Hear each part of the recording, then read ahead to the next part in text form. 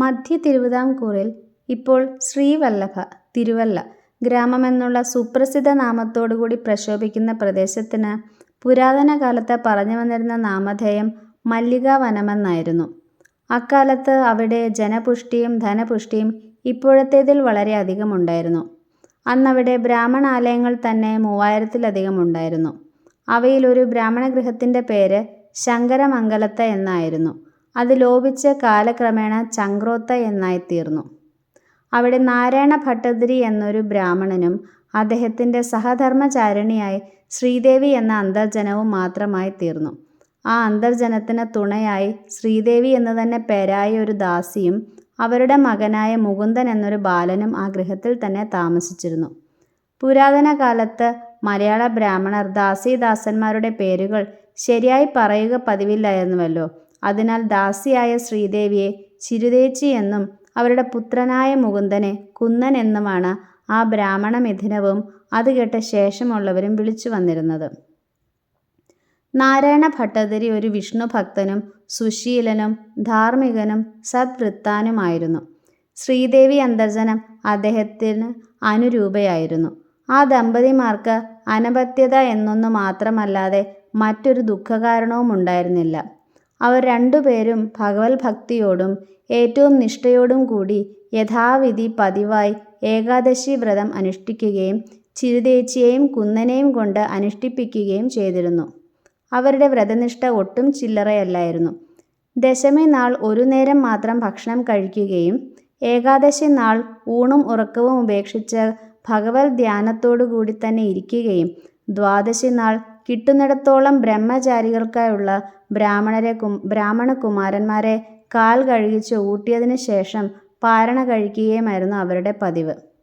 ദ്വാദശി നാളും അവർ ഒരു നേരം മാത്രമേ ഭക്ഷണം കഴിച്ചിരുന്നുള്ളൂ.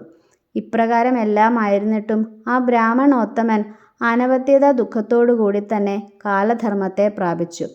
അതിനുശേഷവും ആ അന്തർജനവും ചിരുതേച്ചിയും അവരുടെ മകനും യഥാപൂർവം ഏകാദശി വ്രതം അനുഷ്ഠിച്ചുകൊണ്ടു തന്നെയിരുന്നു.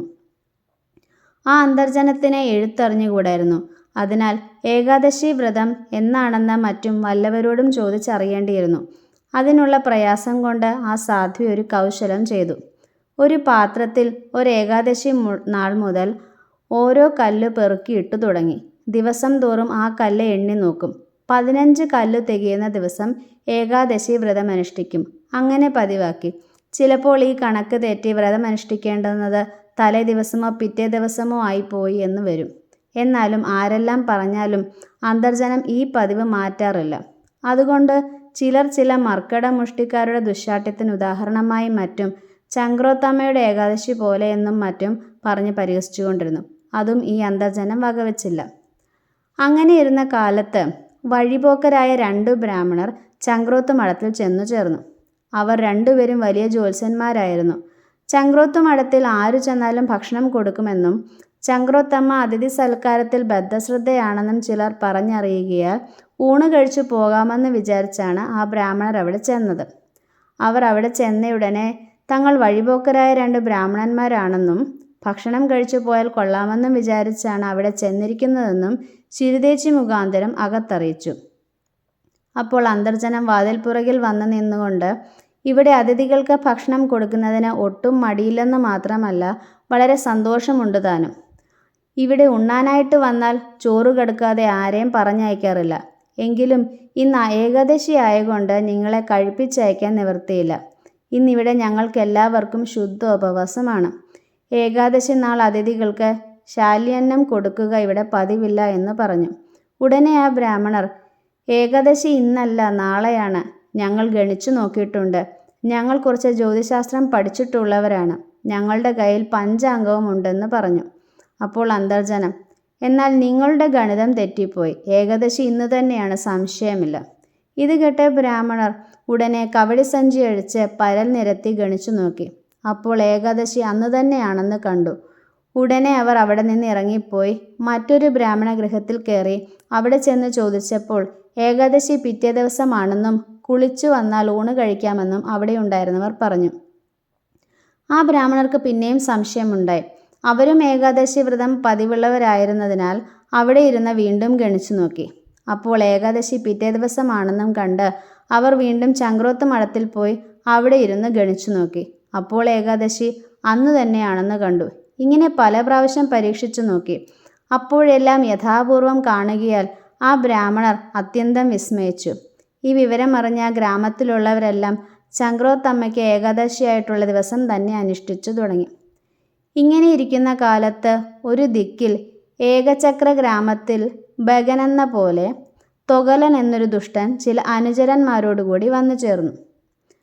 അവൻ രാത്രികാലങ്ങളിൽ ആ ദിക്കിലുള്ള ധനവാന്മാരായ വിപ്രന്മാരുടെയും മറ്റും ഗൃഹങ്ങളിൽ കയറി കൊള്ളയടിക്കുകയും കയ്യിൽ കിട്ടുന്നവരെയൊക്കെ പ്രഹരിക്കുകയും കൊല്ലുകയും മറ്റും ചെയ്തു തുടങ്ങി.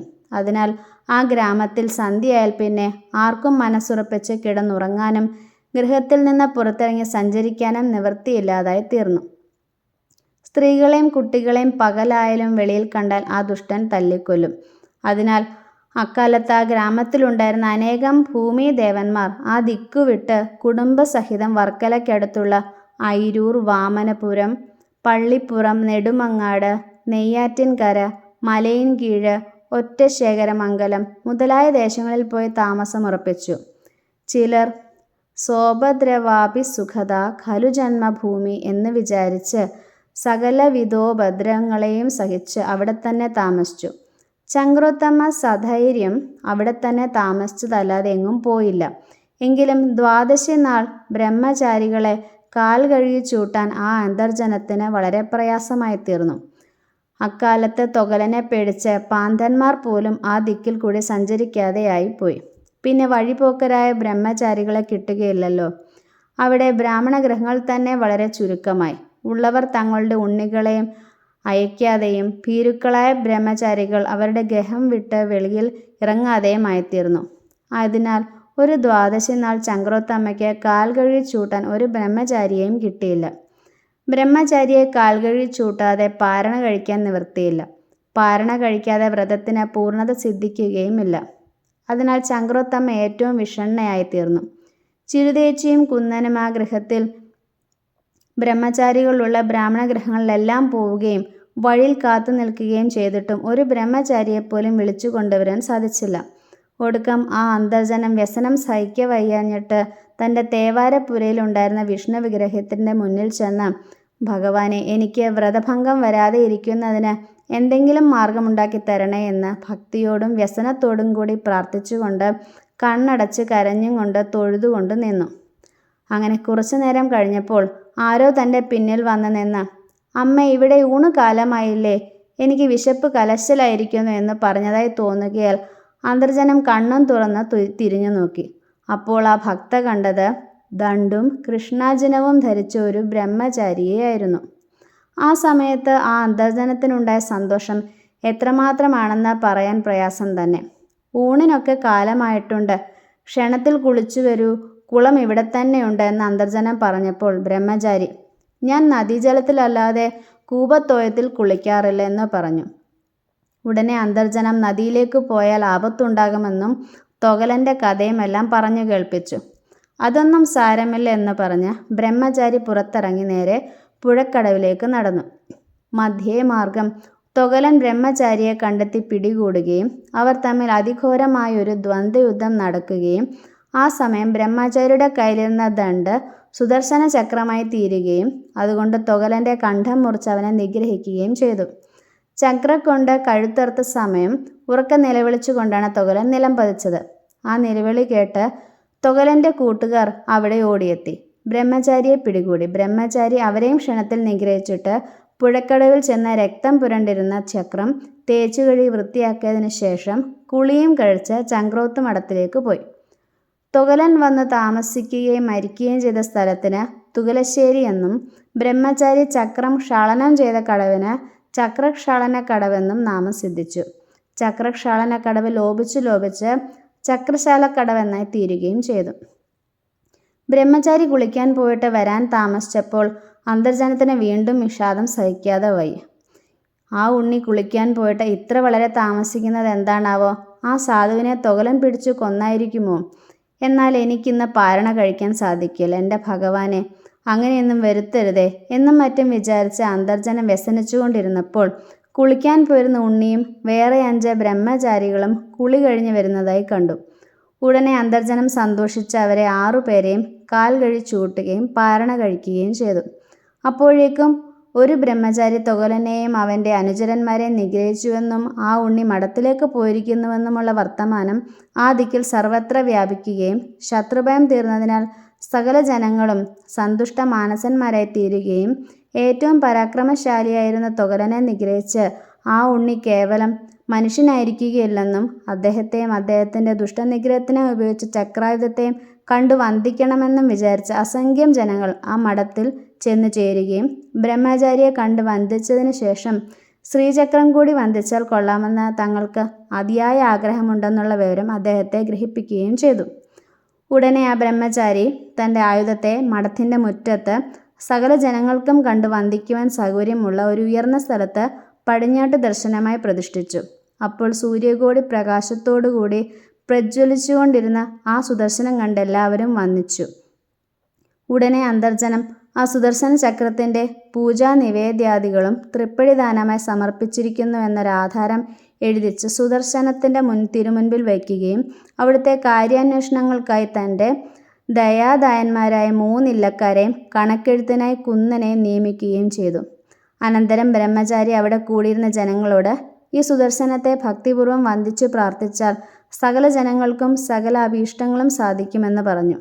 ഉടനെ എല്ലാവരും അവരവരുടെ ആഗ്രഹസിദ്ധിക്ക് സുദർശന ചക്രത്തെ ഭക്തിപൂർവ്വം വന്ദിച്ചു കണ്ണടച്ച് പ്രാർത്ഥിച്ചുകൊണ്ട് നിന്നു. അവർ കണ്ണു തുറന്നു നോക്കിയപ്പോൾ ബ്രഹ്മചാരികളെയും ചങ്ക്രോത്തമ്മയും ചിരുതേച്ചിയും അവിടെ കാണാനില്ലായിരുന്നു. തൊഗലനെ കൊന്ന ബ്രഹ്മചാരി മഹാവിഷ്ണുവിൻ്റെ 5ാമത്തെ അവതാരമായ സാക്ഷാൽ വാമനമൂർത്തിയും മറ്റേ ബ്രഹ്മചാരികളിൽ ഒരാൾ ശിവാംശ സംഭൂതനായ ദുർവാസാവ് മഹർഷിയും ശേഷം 4 പേരും അദ്ദേഹത്തിന് ശിഷ്യന്മാരുമായിരുന്നുവെന്നും അന്തർജനത്തിനും ചിരുതേച്ചിക്കും ഭഗവത് സായുജ്യം സിദ്ധിച്ചതിനാലാണ് അവർ അപ്രത്യക്ഷരായതെന്നാണ് ജനവിശ്വാസം. ചക്രപ്രതിഷ്ഠ നിമിത്തം ആ ദേശത്തിന് മല്ലികവനമെന്നായിരുന്ന പുരാതന നാമധേയം പോയി ചക്രപുരമെന്നായി തീർന്നു. പിന്നെ അവിടെ ശ്രീവല്ലഭൻ്റെ, അതായത് മഹാവിഷ്ണുവിൻ്റെ പ്രതിഷ്ഠയുണ്ടായിരുന്നതിനാലാണ് ആ ദേശത്തിന് ശ്രീവല്ലഭപുരം അഥവാ തിരുവല്ല ഗ്രാമം എന്നും നാമം സിദ്ധിച്ചത്.